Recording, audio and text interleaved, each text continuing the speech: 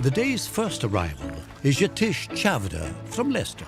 He has a camera with a unique history for Brenton West to focus on.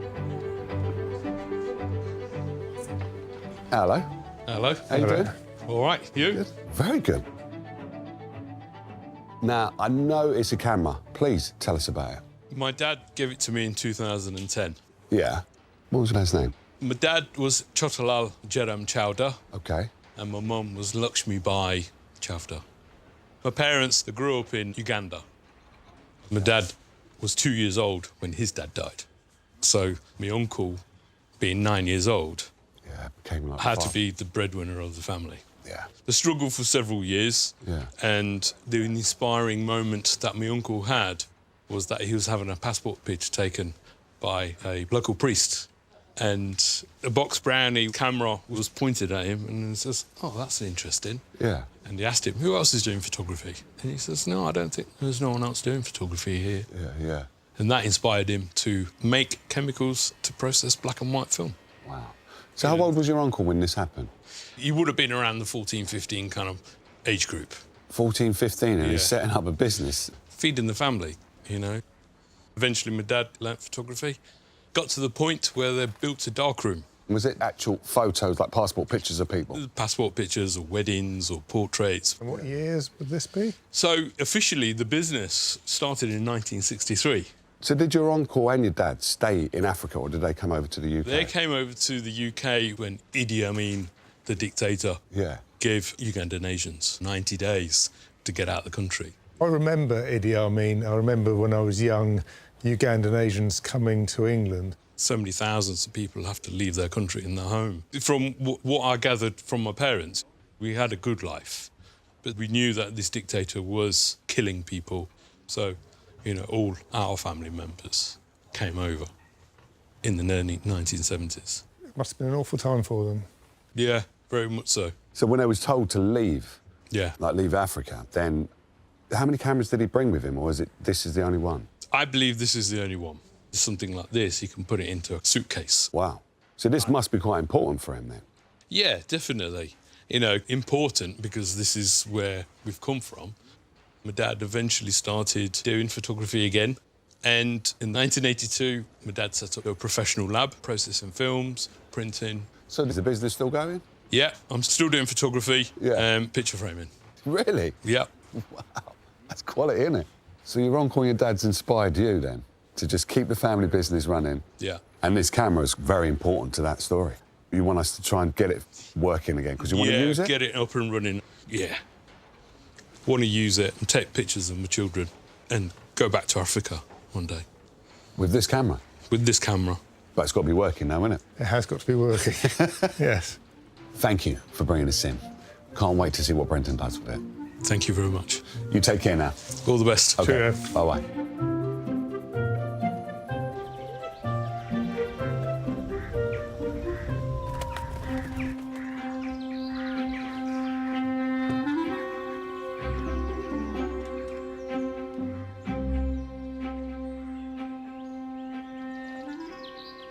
This is an amazing camera. It's over 60 years old, top of the range in its day. It would have been any aspiring photographer's dream to own one of these.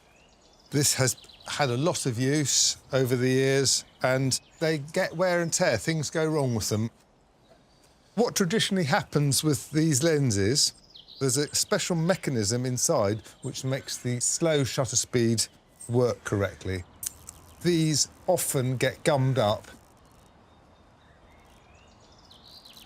So that needs a good clean, and hopefully that will become accurate again. The viewfinder has fallen off, and this is used for setting the picture up initially. There's 3 screws missing, but a relatively simple job. On the back of the camera, there's a screen. This flap stops the light shining onto the screen.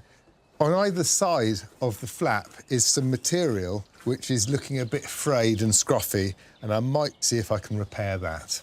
Now, these bellows are pretty bad. The light travels down the lens to the back of the camera where the film is, and if there's light coming in from the side, it will just cloud the pictures. They're so old and frail, they need replacing. So I'm going to start to take the bellows off, so I've got a pattern for some new bellows.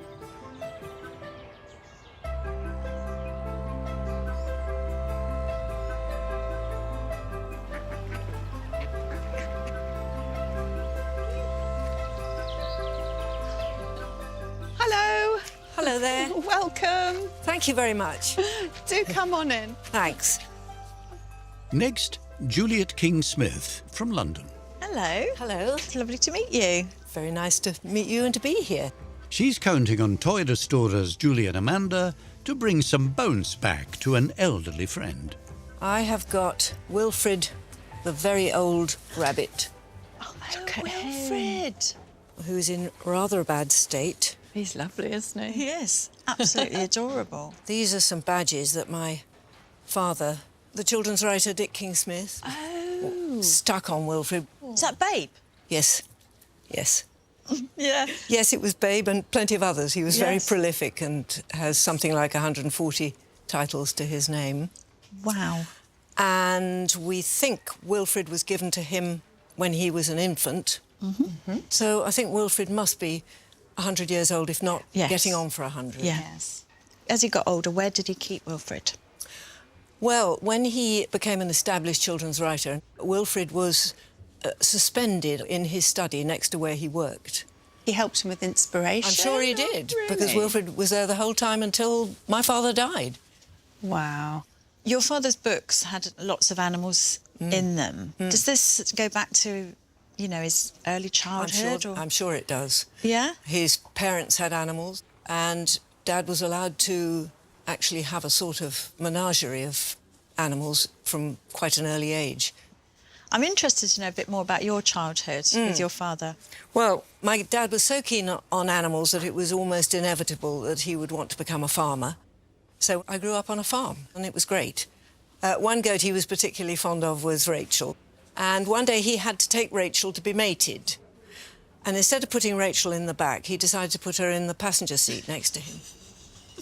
They were driving along, and he saw two acquaintances. And in a fit of naughtiness, he took his own hat and put it on Rachel's head.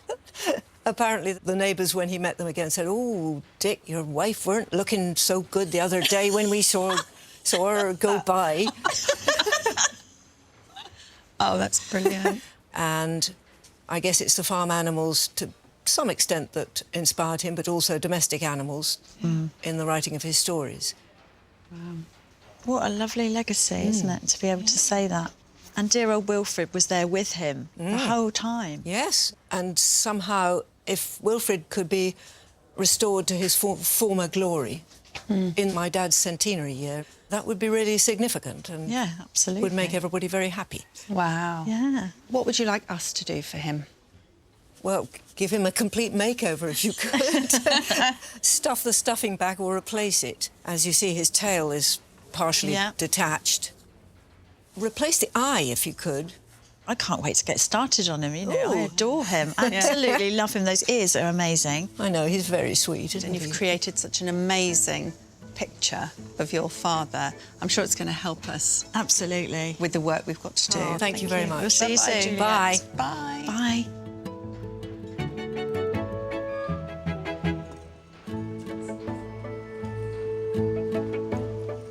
What do you think? I love him. Absolutely adore him. Before we do anything, I want to get that badge off him. Yeah, look. What's your initial feeling? From here up, he's not too bad. Right. His most severe problems are here. I mean, everything below the hips needs attention. I think it's pointless trying to repair this. We've got nothing to stitch to, even if we back it. What about replacing the outer portions of his legs? OK, line the rest? Yes. I'd like to think that he might have a fluffy tail again. Yes. Love to see him with some new eyes. It's a lot of work. Awful lot of work.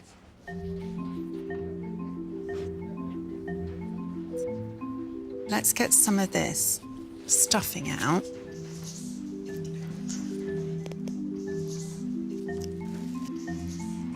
Just think that's been in there since the 1920s.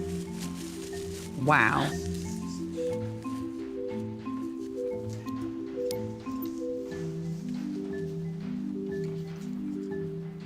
So would you like to wash him? I would love to go and wash him. And while you're doing that, shall I find the fabric for the spare pieces? Yes, definitely.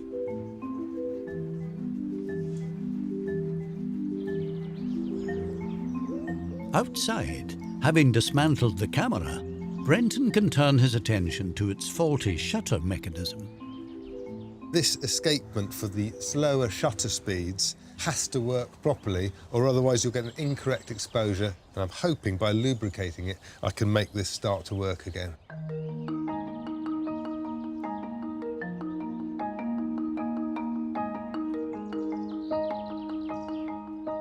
What I'm going to do is put a little bit of special watchmaker's oil, which I've borrowed from Steve, onto just the pivots.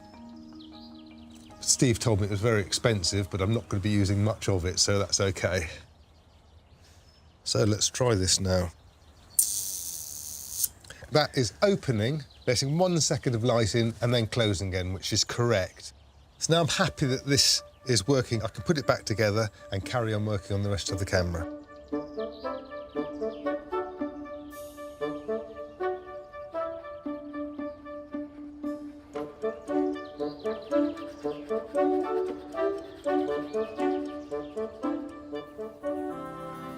These bellows have been made to a pattern that will fit in this camera, and they're in a lot better condition than the ones with this insulating tape all over it.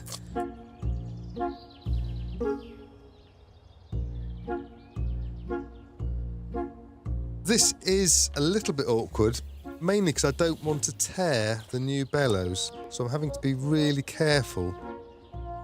See, the nice part of these old cameras is they're all just screwed together. They're not glued together, they're not welded together, so that they can be unscrewed as well, and we can fix them.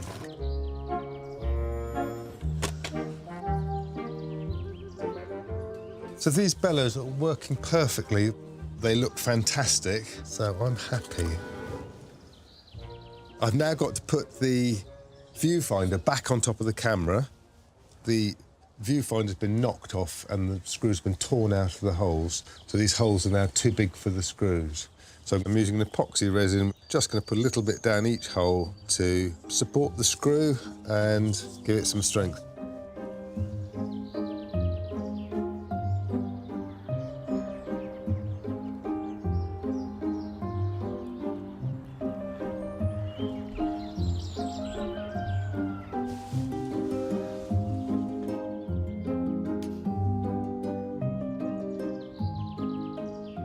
So that's the viewfinder on. The final job I've got to do on the camera is to replace this Rexine. And Rexine is an old material that resembles leather. This one here is quite badly torn. It needs replacing, and I like them to match, so we'll do both of them. Unfortunately, you can't get Rexine anymore. They stopped making it a number of years ago. Chris Shaw, the bookbinder, has a little bit left over, and he said I could have his roll and take a couple of bits off it. This is a bit like origami, and just want it to look nice when it closes. I think something like that will be OK. I think this one fold might be enough. So I'm just going to put the glass back in. There we go. So if I fold that, it should go down like that. So I'm happy with that, so that's good. So that's one side in. I've got to put the other side in, and then we can put this back on the camera.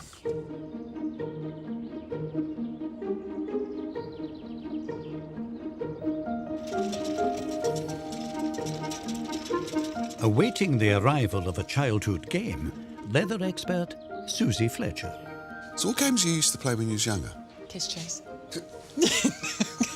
Seriously? I did. I'm going to have a word with your brother about it. It's a kiss chase. Yeah. Arwell Jones from Anglesey is bringing in an heirloom with a slightly checkered past. Hello, how you doing? I'm very well, thank you. So what have you brought us? I brought you a drafts board and players. Oh, wow, you got the big ones. Yeah. Those are old school. They've been well used. Looks like it. Yeah. Where did you get it from? They were my dad's. OK. And we'd play late into the night on a Saturday night, no school. And it was like a little tournament because I'd play my dad, then my brother, and then my sister, and my mother as well, you know. And who was the best in the family? Oh, my dad, by Your dad, far. yeah? By far. We like to beat Dad, if we could. Really? But looking back, I don't know if he let us win sometimes. He never let my mum beat him. Did he not? It sounds like it's a really important part of your life. It is, and it was. We had to create our own entertainment. Right. There was, until I was 10, no electricity. And then the power line came in 1963. We were living, you know, in fairly remote parts at that time. So what did you use for light in the night time then? There was a colour gas light in the living room.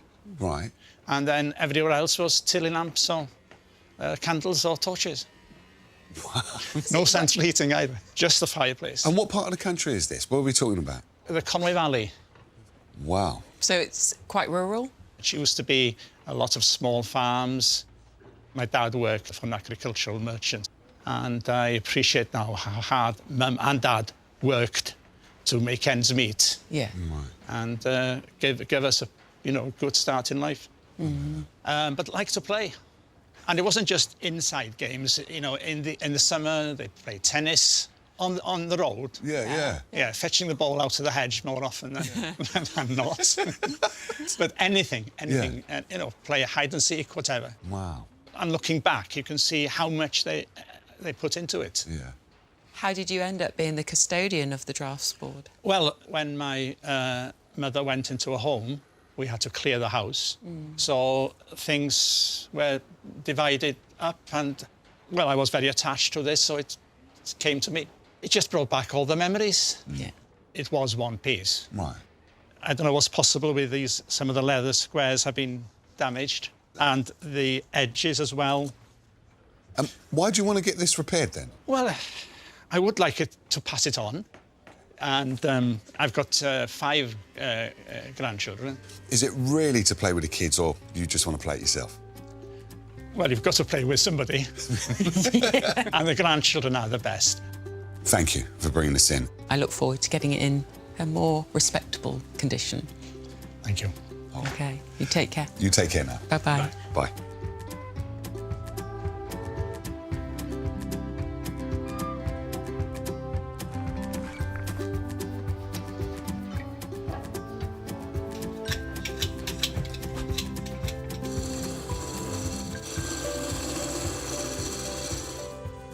This is a really beautiful board, and I can see why Irwell is so keen to get this into a usable condition. Through the years of it being opened to used and put away, it has weakened the leather along that line there, and it's literally just torn.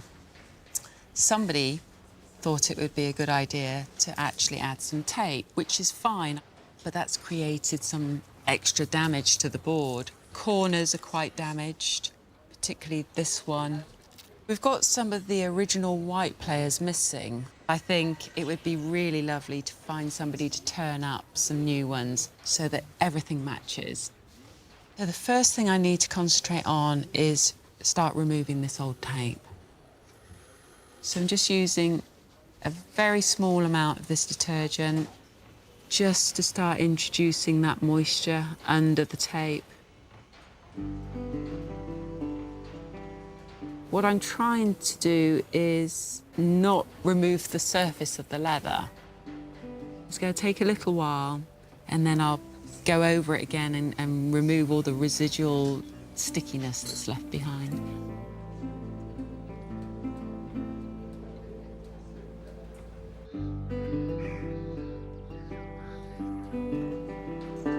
Amanda has washed Wilfred the rabbit, revealing the original colour that Julie needs in order to replicate the replacement parts.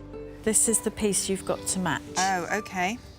That's good, because I found this piece of mohair, but what I'm going to do is I'm going to use the old faithful method of dyeing it down with tea. Aside from the fact that there's no milk or sugar in this and nobody's bought me any biscuits, this is really just like making a cup of tea. that colour is taking in the back. This is where we're heading. So we have got a little way to go yet.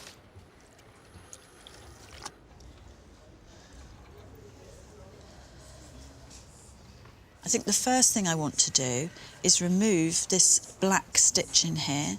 Julie discovered while dismantling him that this is the original colour that his nose would have been. We like, where possible, to return things to the original state. So let's carefully unpick these black stitches. Maybe he was kissed so much, it was just kissed away. That's a nice thought, isn't it? That's the nose fully unpicked, and the next job will be to start lining him so that I can get all these darns done and make him feel stronger.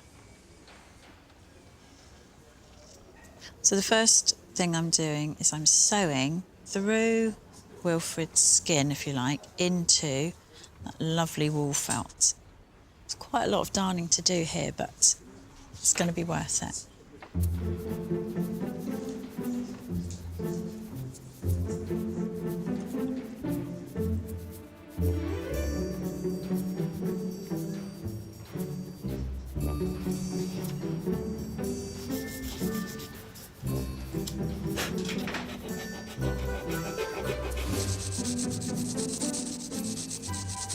This is Wilfred's new tailpiece that I've cut out. At the moment, being a new fabric, it's just too bright. I'm trying to aim for a more toned down old colour. I'm just using specialist fabric marker pens, which I'm going to colour quite strongly into the back of the fabric. And the idea is to push some of the colour through to the other side.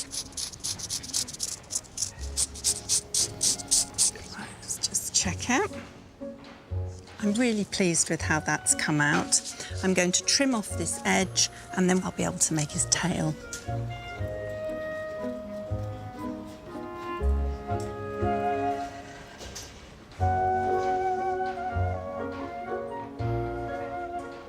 I finished all the repairs now on Wilfred's arms, and it's time to start putting some stuffing back inside. Wilfred had wood wool when he was originally made. We're just giving him a nice, clean, fresh stuffing, but it is exactly the same, so he's going to feel realistic. We don't want Wilfred to get floppy arms. Not on our watch, anyway.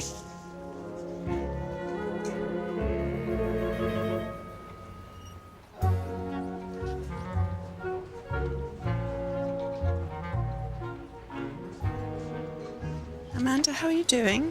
Yeah, I'm just finishing these arms. Would you be able to put them on for me? Yeah, of course. While I'm finishing off this tail. Oh, look at that. Isn't it nice he's got a fluffy tail again? Yeah. Look, he's starting to look like Wilfred again. Look at him. Boing, boing, boing, boing. He can hop over here and have his arms put on. Oh, he's going to look really lovely. He is.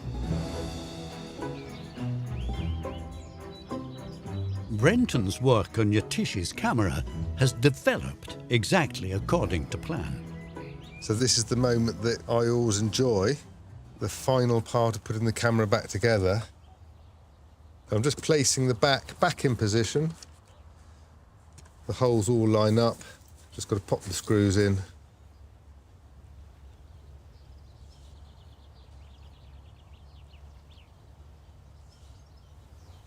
So now the moment of truth, to see whether I can see an image in the back of this camera. And I'm so happy with that. Yatish can use it now like his father used it. It's functional again. All the important parts are in really good condition. This camera was one of the few possessions an enterprising father brought with him from Uganda when he was forced to flee a brutal dictatorship. How we doing, B? Good. Got it going? Yeah. Yeah? Yeah. Are you happy? Very. That's good. Now his son, Yatish Chavda, is the custodian of the memories and of the hopes for the next generation. There he is. How you doing, Yatish? You all right? Yeah, good. You? Hi, Yatish. OK. No peeking. Behave yourself.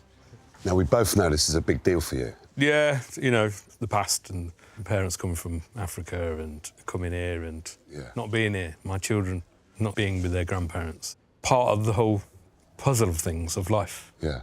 Isn't it? You ready to show him? Yep. Do the honours.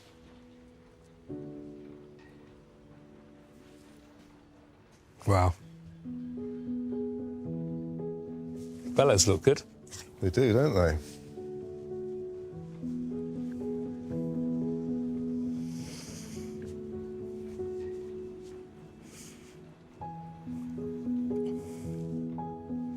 Kind of here. Yeah. I think they're looking down at you, just saying, look, now it's over to you.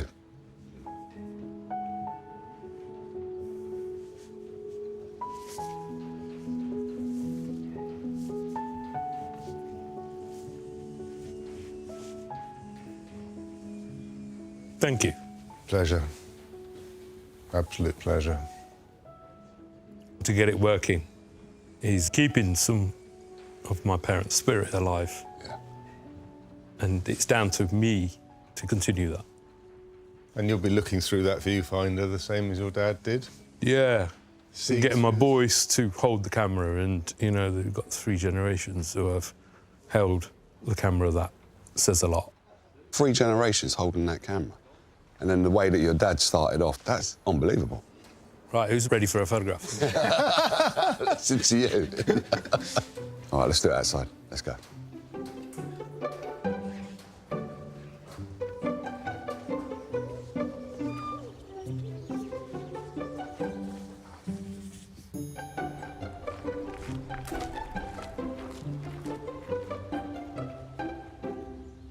Where should we stand? Yeah, that's fine. OK. Brenton over there. OK.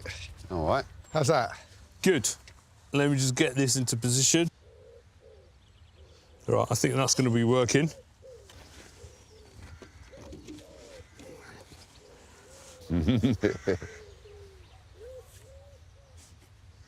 OK. Yeah? Ready? The most difficult thing that you may need to do is say Chavda. Chavda. Chavda. Chavda. There you go. So how's that feel, taking a picture? You ain't took a picture of that, have you? No. It's the first time. The first time? And took a picture of us? Of you. Oh, bless. I feel honoured that the first picture you've taken with your dad's camera is of us. So thank you. Take care. See you later. Thank you. My dad says to me, never forget where you come from.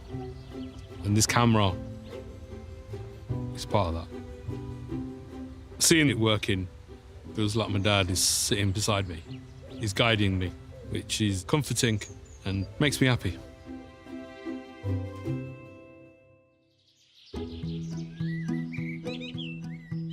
Susie has cleaned the sticky tape off the old drafts board and decided on her next move.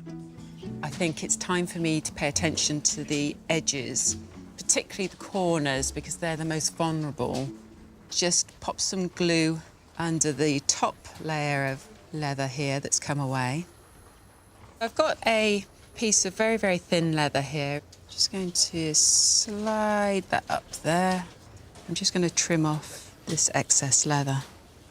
I've got to now start to fold everything around this corner. It was lovely hearing Arwell talk about the family evening playing this board game, because I actually remember we played a lot of board games when I was a child. It wasn't unusual for families to sit around and spend time together. So I'm just pinching up this corner, and then once it's all dry, I can go ahead and get this trimmed up, and then I'll be able to glue this layer on top. So whilst that's drying, I can work my way around the rest of the board.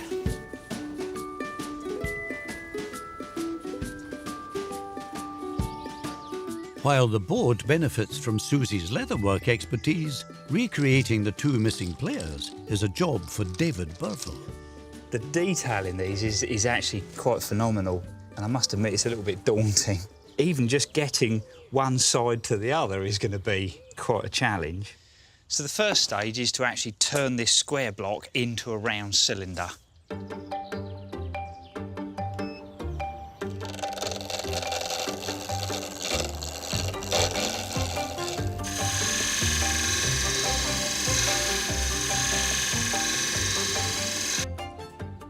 So that's nice and round and parallel now. I've just got to sand it, then I can cut up the sections, and then it's ready for putting the detail in.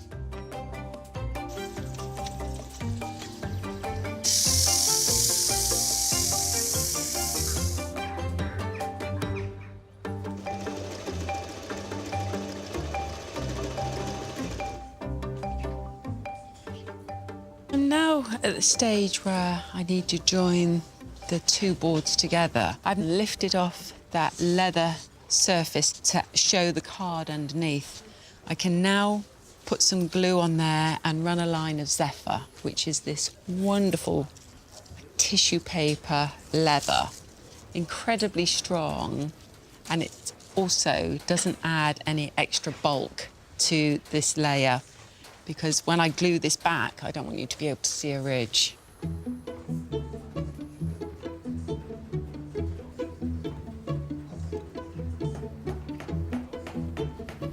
So now I have to move fairly quickly.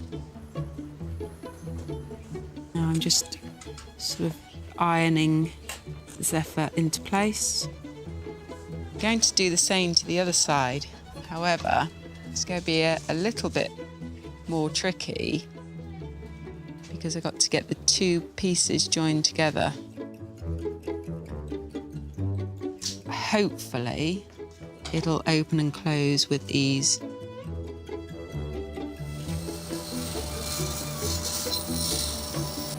Great, that's my two pieces, so I'm going to put those on my mini lathe and then we'll put some detail in.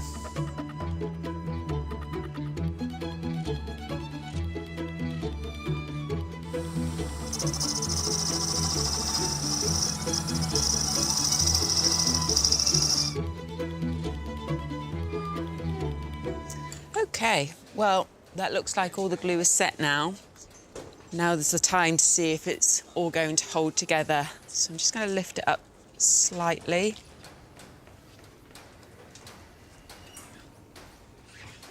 That's amazing. So that Zephyr has stayed in place, and that's going to allow me to continue working on the structural strength of this. I've got to put a new strip of leather on the back here. Once all that's dried and in place, I can go ahead and work on blending the colours on the centre, just making it look a little bit more appealing.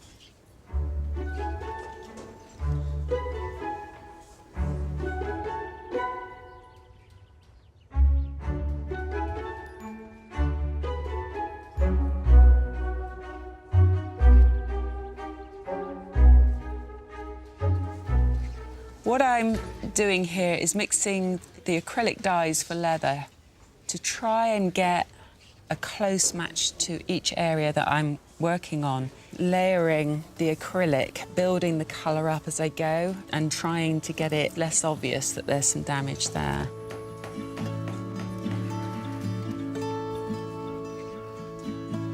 Being able to preserve something that's so important to the family is a very lovely feeling. I just hope that Arwell is happy with what he sees.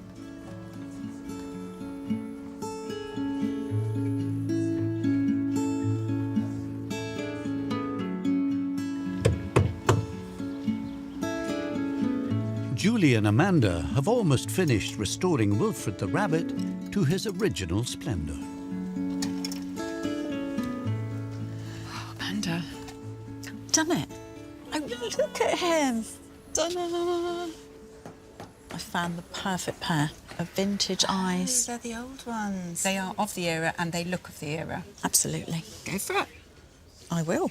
What I'm so thrilled about is the fact we've found a pair that are exactly what he would have had. Yeah. You never know when we're going to use these things. We've got all sorts of things, haven't we? Boxes of bits and pieces, you think, why are we hanging on to these? And there comes Wilfred. Yeah. That's one eye. Yeah? Look at him. Perfect. He's got to have his real nose. I know. In the colour that we discovered. Yeah. It's going to be a real surprise, isn't it, when she sees him? Fantastic. This century-old battered bunny was a lifetime companion to a much-loved children's author. That's it. Is he tucked in? Beautifully. Behave. Quiet. Unlike us. Now Dick King-Smith's daughter, Juliet, is collecting Wilfred, ready for a new chapter. Hello, Juliet. Welcome Hello, back. fair ladies. How are you feeling? Oh, well, excited to see him. I can't quite imagine what he's going to look like. Are you ready? Yes. Aww. Oh, look, his eyes are glistening.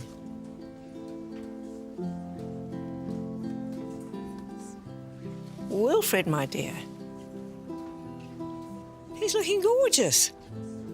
But not too tarted up, which is what I hoped you wouldn't do. Good.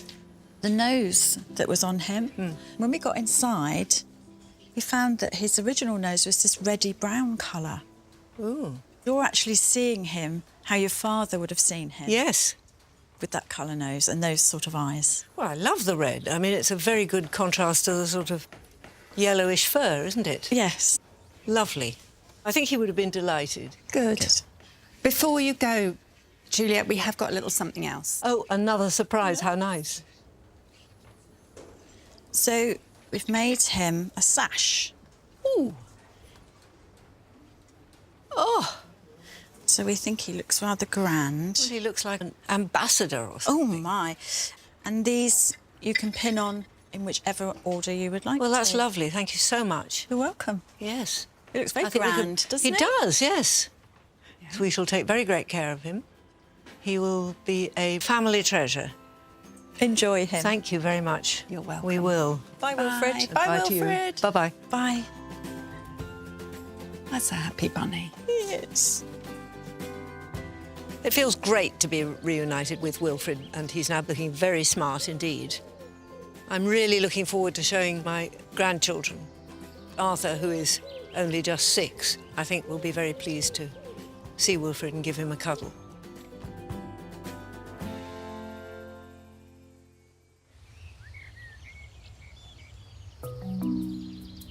Susie's restoration of the drafts board has paid off handsomely. Now she has a new game plan. So you ready to lose?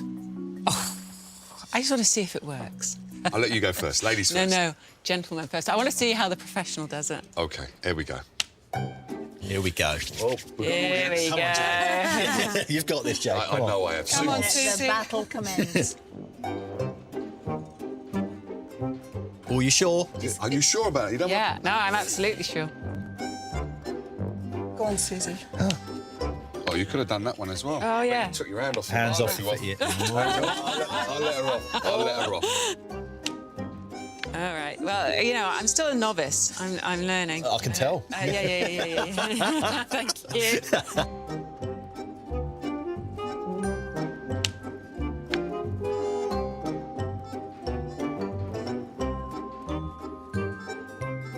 That's yeah. There we go. look, Suze, That's it. Done. don't give up the day job. All right? Gosh. Done. There you go. Actually, the beautiful day job. Yeah. stick to the level work. Yeah. All right, OK. So you haven't got much left to do on this, huh? No, but I need to practice my game. You do Clearly. need to. Yeah. Nice one, Suze. Fantastic. Okay. For decades, the drafts board entertained a close-knit family in rural Wales. For our world, it represents simple pleasures and fond memories. How you doing? Very well, thank you. Lovely to see you again. And you too. So what are you hoping for is underneath the blanket? Well, tidied up, basically, put Okay. together into one piece, folding. Yeah. I don't know, looking forward to seeing it. OK. Susie.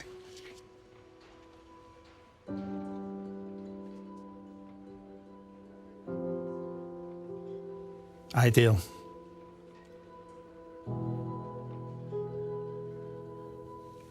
Brilliant. And the sides tidied up and everything.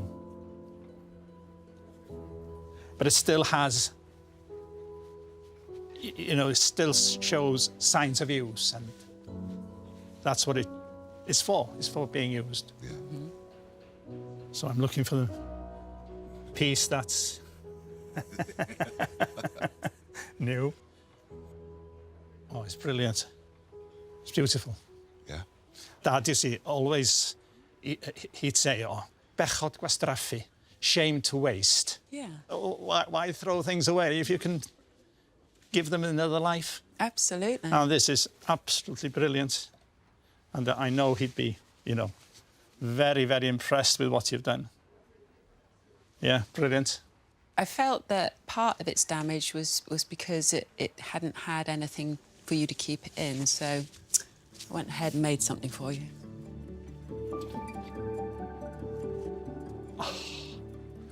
Oh, my goodness. Your drafts could go in these trays and it will be Wow. kept safe. That's taken my breath away. Good. Diolch yn fawr iawn. Thank you very much. Well, thank you for bringing it in. Well- And enjoy playing. It's been wonderful, so thank you very much for bringing it in. Well, thank you for all your work. Okay. Take care now. Right, thank you. Bye-bye. Bye-bye. Bye-bye. Bye-bye. Well done. Thank you. The memories that come back are the memories of the family around the table, playing against one another. They were happy times. I certainly look forward to the future of being able to play with that board, be able to move those pieces, and hopefully hours and hours and years of fun.